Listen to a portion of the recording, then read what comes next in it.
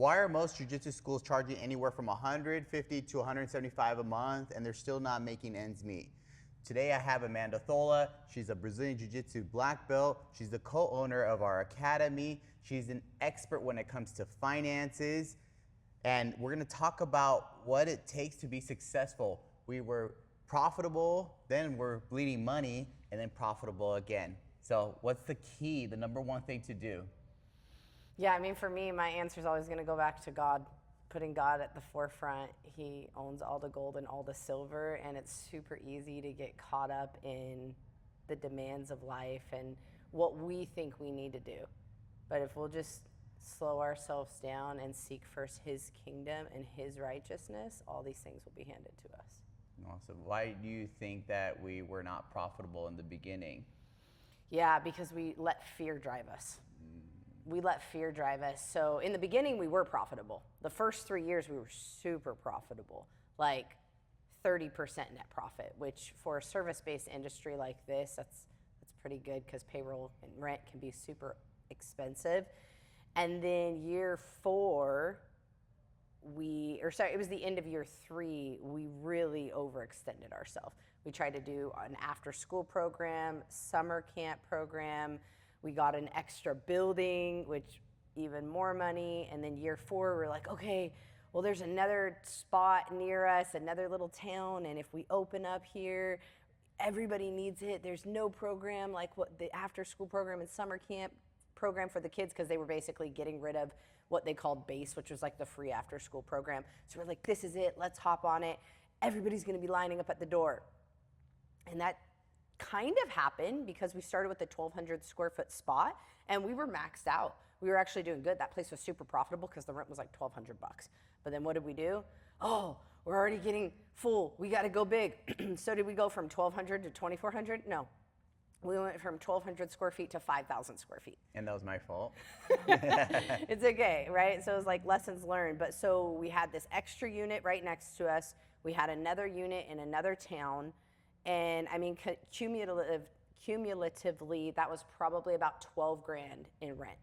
And that was hard. Summer was great. We made a lot of money. We'd have 100 kids here packed out for summer camp.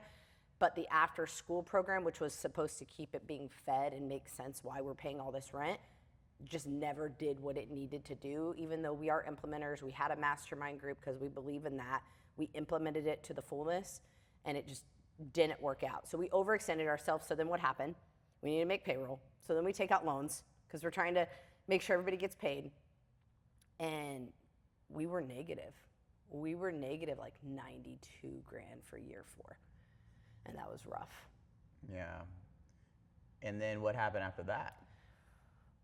Put my big girl pants on and we said, okay, what do we need to do? And we really buckled down and looked at everything we were spending.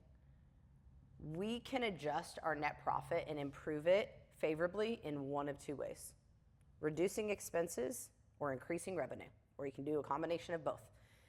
Either way, that's going to move the needle to increase your bottom line net profit, which is really what matters. And so the first thing that was the easiest to handle, but sometimes the hardest for school owners to realize, is reviewing the expenses, right? So we sat down and we said, okay, what do we have here that we actually don't need to have? Example, Centas. We paid $500 a month to have Centas come in and change out our paper towels and our soap. And for what? I literally could buy all of that stuff that we needed for the month for like $15 and then have the janitors swap it out. So things like that, really going through, cutting out every single expense line that we actually did not need, and reevaluating our life choices, really, and then obviously increasing revenue. And that comes down to a lot of work and grind. Mm-hmm. Awesome. Yeah, and you're so good at rubbing 2 pennies together to make a profit. And it's very important, I think. There's a lot of gym owners that maybe it's just the guy running the show. But I think we both believe that a husband and wife together, it's a superpower. Talk a little bit more about that. Yeah, it's so funny you say that because we have a client that we're mentoring and he's doing it all on his own pretty much right now. And he has a wife and she's starting to kind of pay attention. And I was like, oh my gosh, get your wife in on this. Have her at the next meeting. Like, it's a superpower, like you said, like supercharged, the two become one, and now you're on the same mission.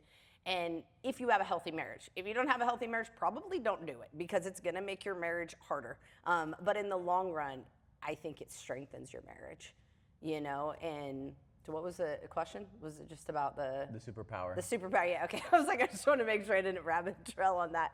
Yeah, I think when you have two people that are on the same mission and on the same vision, you're unstoppable. I really believe that. And I think it's hard to find that outside of a marriage covenant. I think even a partnership, you have two friends, they have their own lives, they have their own families, they have their own spouses. But when you have a husband and a wife that have the same family, the same vision, the same marriage, everything, it's like, man, you're just taking all of that power and you're putting it towards one goal. And I really, truly believe you're unstoppable. And the thing is, too, why did you marry your spouse? Most likely you didn't marry your spouse because they're exactly like you. Most likely you married your spouse because they're different than you, right? The opposites attract, right? You're very chill, you're very visionary, you're very big picture, you're very like, I'm gonna make it happen. And I'm also make it happen, but I'm make it happen in the details. You have a vision, I put it into action, right? And so we work super well together. So if you have a master visionary and a master operator, figure out which one you are, you're unstoppable. That's awesome, cool. Okay, so now that we find our roles, we pretty much know our lanes and what our job roles are. What you right away went into, we had no budget. We just kind of burned money because, oh, let's just do this. Well, how many memberships do we need to sell that month? Okay, let's make it happen. I think what really changed it was the budget. Mm-hmm. Yeah, so I was in property management for 10 years.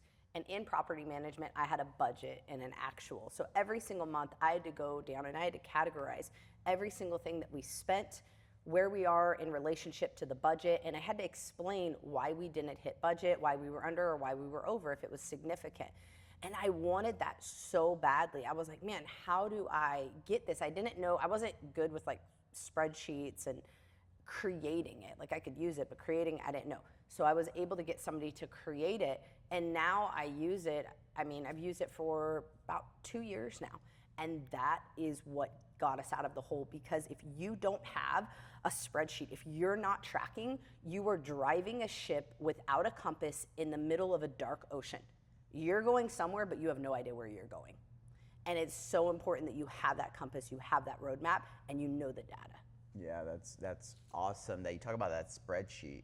I think that's what changed the game, was we know every single penny, every single dollar, and we can forecast for 3 months ahead, 4 months ahead, a year from now. So if you guys want that spreadsheet, okay, it's our secret sauce. It's in the description. You got to join the free BJJ owners group, and inside you'll be able to get that spreadsheet. How many people have we been able to help with just that spreadsheet? A lot. Yeah, a lot of people, probably a dozen or so. Yeah, since we just started. I mean, to be honest, I didn't know we were giving that to you. So get it quick. Get it quick, okay? Well, there's only... Because usually it's only available for our actual mentor clients. So I guess it's there. Take it. If everybody has it, I think we're going to be able to level up as jiu-jitsu school owners, right? It's not that we see other schools as competition. If anything, we're raising the bar. We really believe that every gym owner should be making at least $300 a month for unlimited memberships to keep up with inflation. So how do we do that? You can charge $300 a month, but if you don't have the budget, we're just going to end up blowing it.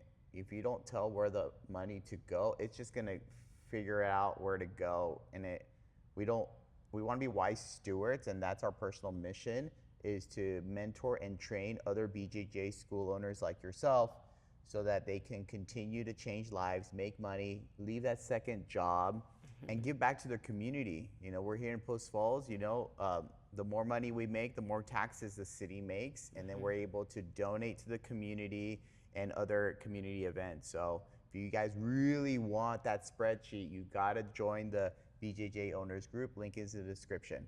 So now, as a wife, how do you balance that? right? Especially when you see your husband struggling. How do you speak to the woman that, she's the wife, but she's also got the kids and she's got the stuff at home that she needs to do while the husband is grinding? And how can you support, how can you help that woman to encourage her husband to keep going? Yeah, so I think something that's important that I heard a long time ago that I think is important to recognize is I believe, like, as a Christian, my husband's the head. Does that mean I'm lesser than him? Obviously not. Anybody that knows me knows that I'm very, like, independent, outspoken. He loves me. He'll hear everything I have to say. But at the end of the day, guess what? It falls on my husband.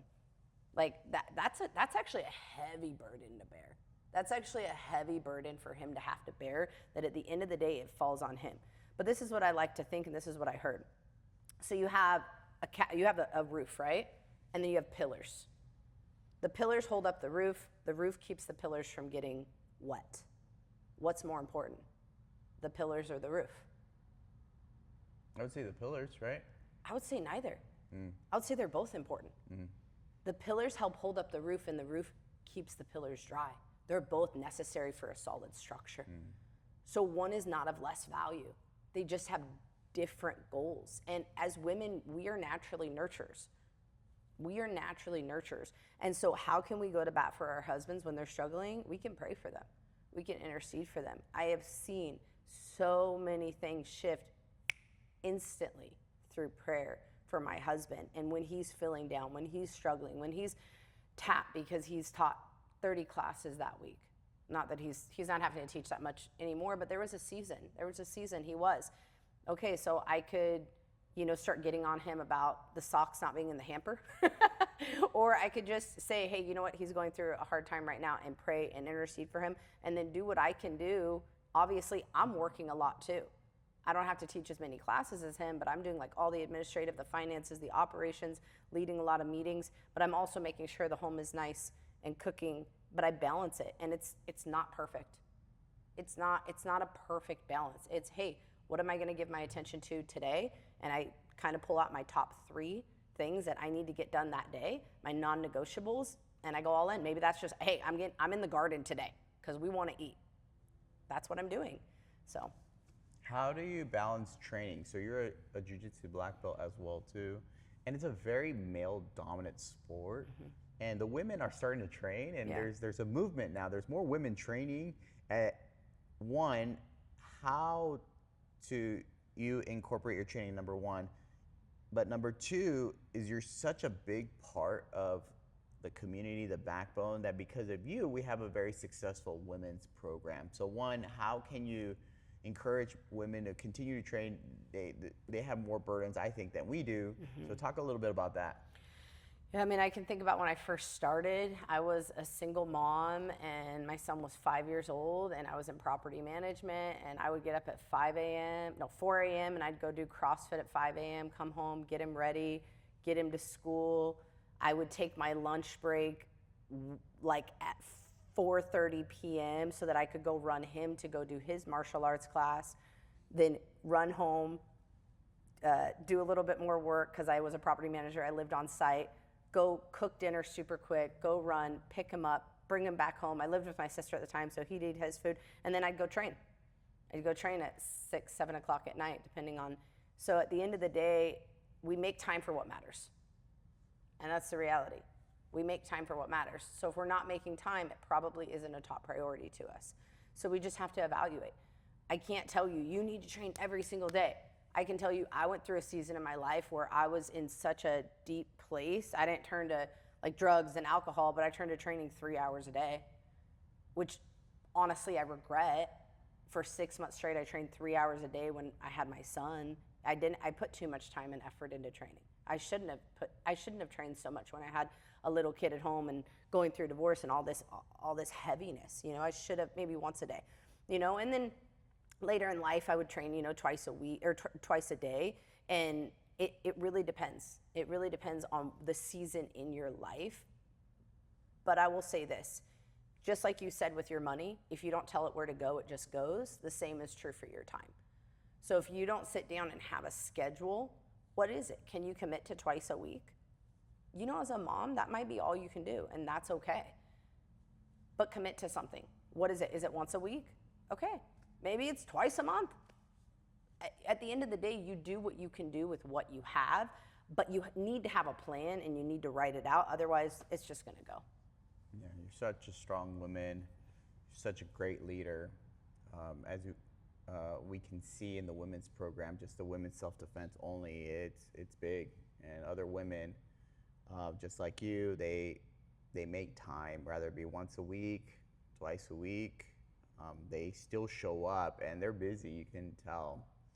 So I want to shift a little bit and talk a little bit about finances a little bit more and why you think people have a hard time charging the right amount. You know, the average person charges about 150, 175 a month. And as the more gyms we talk to, black belts especially, they say the same thing, that they're charging X amount and they're still not able to make money. But yet we make a video out there and students start reaching out that jiu-jitsu should be cheaper, $100 a month, $70 a month, $60 a month. Like, I don't understand that gap where the gym owner needs to make money, feels bad charging. Talk a little bit more about that mindset, that limiting belief. Yeah, you know, you had a podcast the other day and he was saying his wife was from Brazil and that limiting mindset, it kind of was brought over when Brazilian Jiu-Jitsu first got started, and that's like that it's bad to make money in Jiu-Jitsu. And I think that still carries over. Today we see people because maybe they got training for free. Maybe they cleaned the mats and they got training for free, or maybe they said, hey, I'm going through this hard time, and the owner was like, hey, you can have 3 months for free, which is great. It's great. And we do that as the Lord leads us. That being said, if we didn't charge what we're worth, we wouldn't have money to do that. We would. It's like you're on an airplane. Who do you put the oxygen mask on first? Yourself or your child? Yourself. Yourself. Everything inside of us is like, put it on the child, put it on the child. Guess what? Then you pass out, and then you can't help your kid. So you put it on yourself first so that you can help others. And the same is true financially in any business you're in. If you're not charging enough to have a profit after you make your money, after you get paid, you're gonna go out of business, point blank. You're gonna burn out, especially if you have to work a second job and try to run a full-time school. That's gonna be, I'm not saying it's impossible, it's gonna be very, very hard to get it off the ground and running. What we did when we first started 6.5 years ago, you went all in. I was still a personal trainer for 3 months or so. You were really grinding. I would teach evening classes, come help after I was done doing personal training. And then 3 months in, we said, we're going all in. We jumped. We believed if we put all of our efforts towards building the business, we could make it happen. But we had a game plan. We also had a mastermind group. Just like you're not going to show up to jiu-jitsu and figure it out on your own when you're a white belt. Maybe you're watching YouTube, I don't know, but what kind of jiu-jitsu do you have? Let's be real, okay? You need a coach.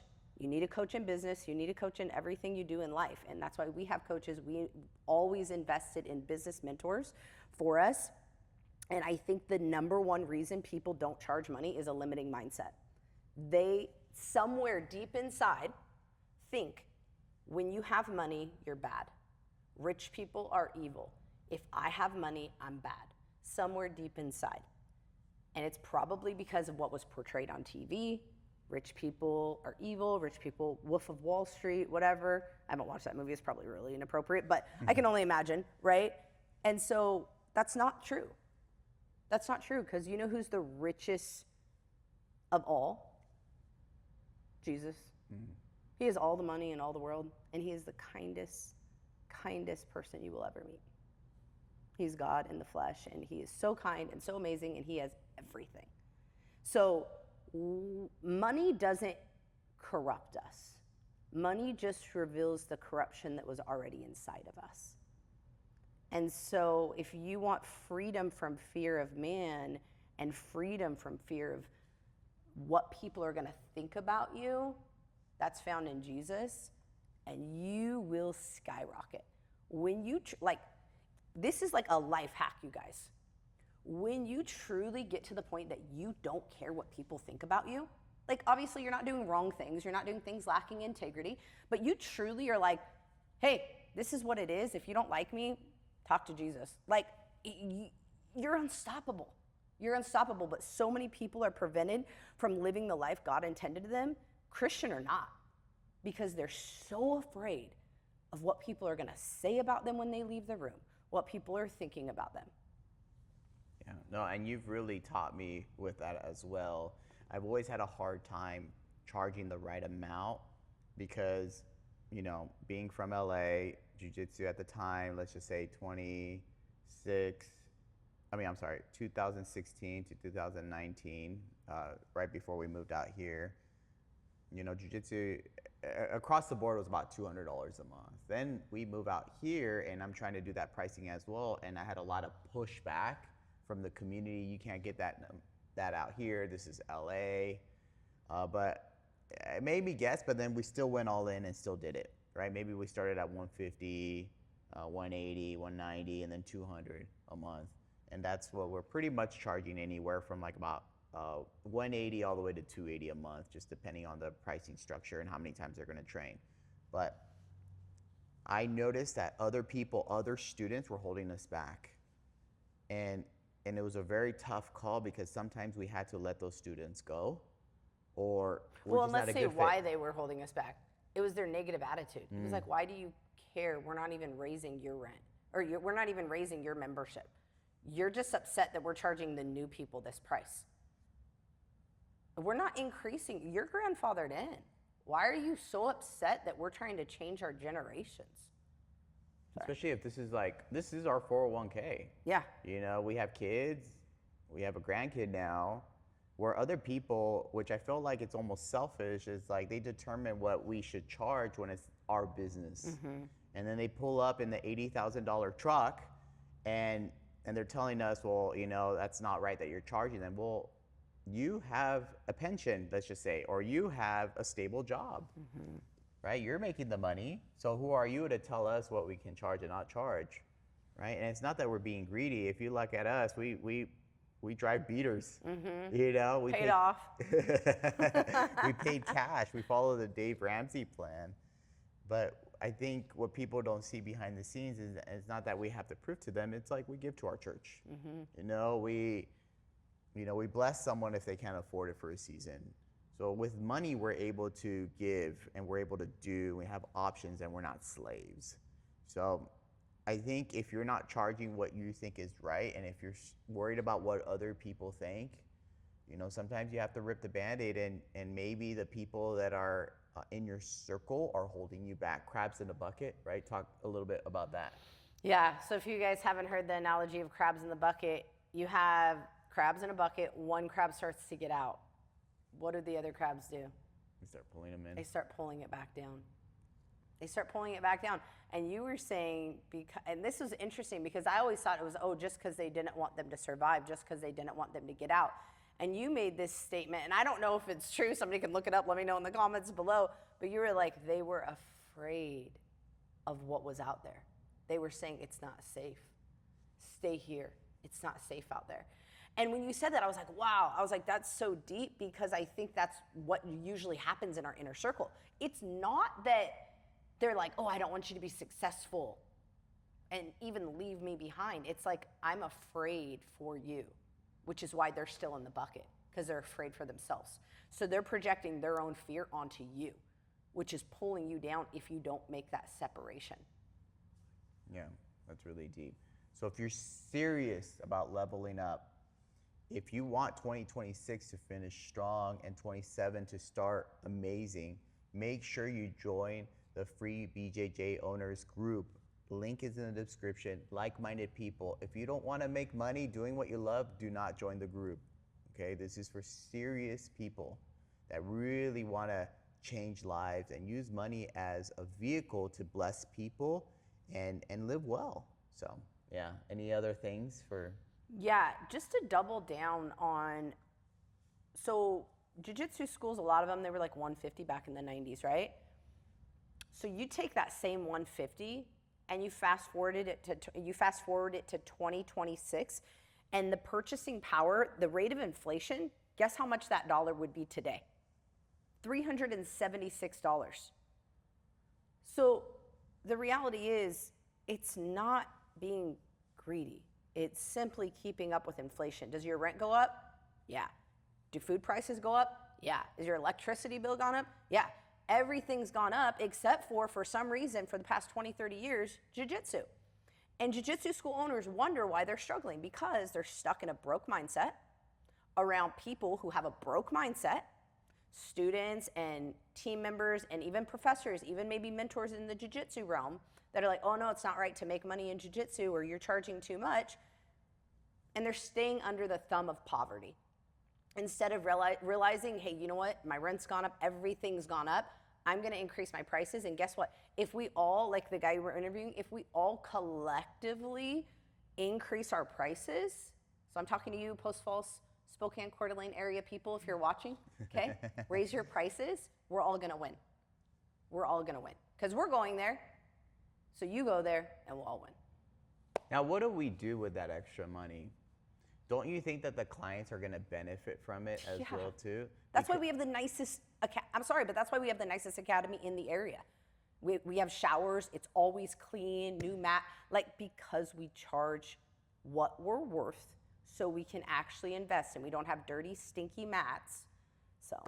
Yeah, and with that money, what I like about us, one, we invest in ourselves as the owners, so we grow, rather that be learning how to communicate better, how to lead a team, right? We also invest in our jiu-jitsu. We go to LA and train and hang out with Henner and Hidon every so often. Right. We go to leadership conferences too. Right. So what does that mean?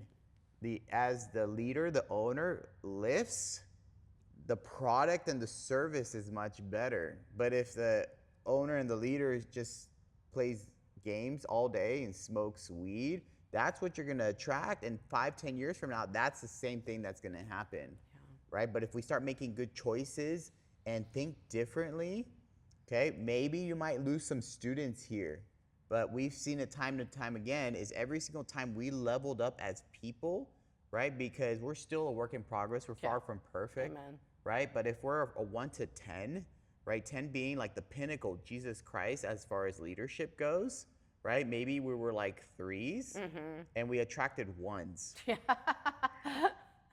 Right? What were the 1s? And you know, the 19-year-old that is the future UFC star, right? That wants to train for free and wants to clean your mats, to we become 5s, right? Then we attract the 3s, but as soon as we became the 8s, we started attracting the 7s.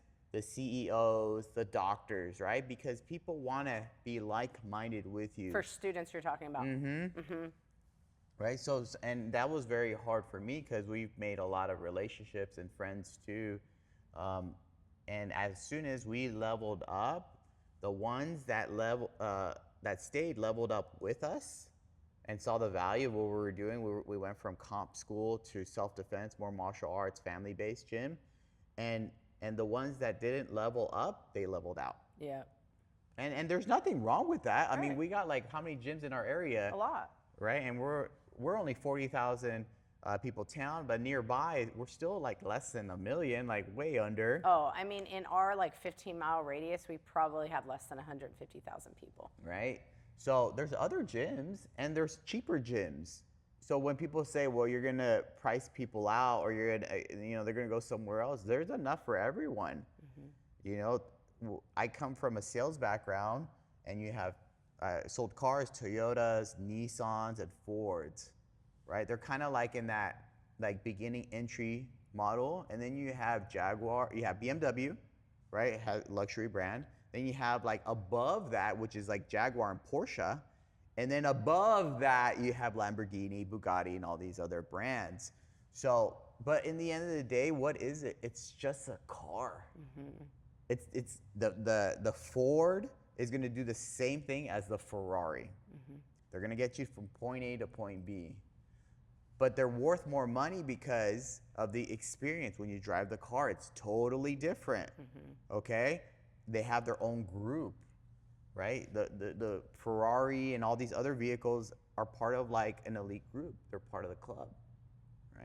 So I don't think there's anything wrong with charging more. You might have less students, but jiu-jitsu gym owners, the question is, would you prefer to have 300 students at $100 a month, or would you prefer to have 100 students at $300 a month?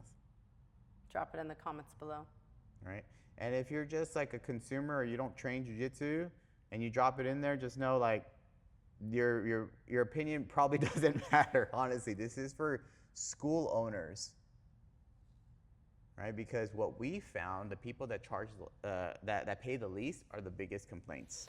Yeah, I mean, unfortunately, that's just the reality. The people that always want to discount, anybody if you've ever worked in sales, just let us know below if this is true. The people who want the most discounts complain the most. Because I've worked in sales since I was 5 years old working for my dad, doing different things. And I can tell you, doesn't matter the industry, the people who complain the most, or the people who want the most discounts complain the most. You know, and then the other thing I'll just say to add on to what you were saying, you know, you're kind of comparing the different vehicles and the methods of getting to jiu-jitsu. Ours is very different from all the other schools in the area because we do focus on actual self-defense. We focus on Gracie Jiu-Jitsu. We have some sport in here, obviously, in the Master Cycle classes.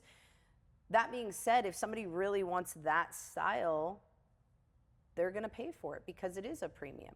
And that's okay. That's okay to say like, hey, this is a premium product and it has a premium price. And if they can't afford it, then maybe God leads us to help them. He does. It depends. It's not everybody, but it's the people that are going to value it. Because I can tell you, and you know this is true, how many times, especially in the past, we gave so much away for free, those people didn't even train. Yeah. We give them a free gi, we're like, we're going to give you 3 months free because we want to help you out. They don't even show up and train. Either that, or you really take someone under your wing, and it's not that you want anything back, but for whatever reason, you know, maybe we did something wrong on our end, or maybe we didn't, but they leave and with the middle finger out the door after we invested so much into them, and I don't think they value it. Mm-hmm. Some people do, yeah. Right? We've had those. And it's usually the people who value it are the people that were already paying. They were already here training and paying, and then maybe a medical issue came up. Yeah. Or maybe they lost their job. Those are the people I love helping because they saw the value, and when they had the money, they paid for it. And now you don't? Great, let's bless you. Yeah, one of the best things there's so many things little things. I don't think there was one silver bullet, but like little BBs being thrown at like the business structure that put us to where we're at today. And we're still learning and we're still growing. But I would say one of the biggest things was shifting from a comp heavy school competing, because you've competed and you're a gold medalist and you've done a lot. We've traveled the world together and it was a lot of fun. And I think when you think about jiu-jitsu being 100%, competition is a small window, and it's great. We've done it, and it's fun.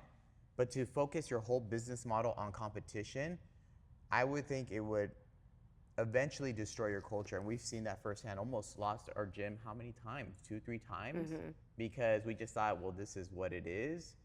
But when we look at jiu-jitsu as a ministry, we're chasing out the majority of the people that actually need jiu-jitsu. Right.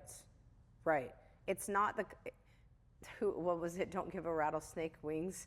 You know what I mean? It's not the 20-year-old. I mean, listen, if they want to do jiu-jitsu, that's great. We have an 18-year-old son who's 6'2", jacked, and yeah, that's great. I'm not hating on kids that are super strong and big. I'm just saying, does he need jiu-jitsu against the majority of people? Probably not. He's really big. You could probably just wrestle him down and he would be fine.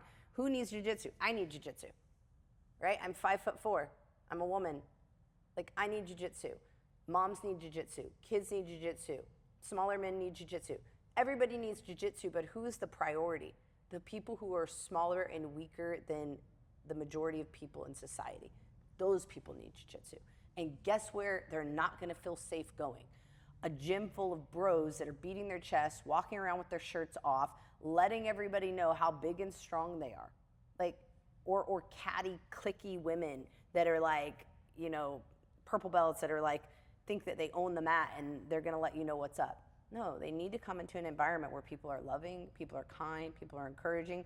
They're not rolling right away. They're learning actually what jiu-jitsu is, instead of like some backyard brawl, like figured out like my very first day. It's like defend. And I was like, I mean, I'd done striking my whole life, but I'd never done jiu-jitsu. Like, I'm like, I can defend, but it's not gonna be jiu-jitsu. Like, do you want me to like punch her in the face? Like, you know what I mean? It's like that, and that's how most of us came up. So we're changing the game. It's no longer that. You're gonna come in, you're gonna have a safe environment. You're gonna learn what the techniques are, how to apply them safely, how to keep yourself safe, how to keep your partner safe. When you begin to understand the rules of the game, the rules of the interaction, then we can start increasing resistance and playing games and actually sparring. But you have to know what you're doing first. One of the biggest game changers was switching from a comp school with no structure, no curriculum, to joining Gracie University, right? So in this video, we're gonna be able to break down exactly our honest take, a 2-year review of joining Henner and Hito and Gracie at Gracie University Certified Training Centers in detail, the pros and cons. So click the link. Perfect. Perfect. Thank you. Great job.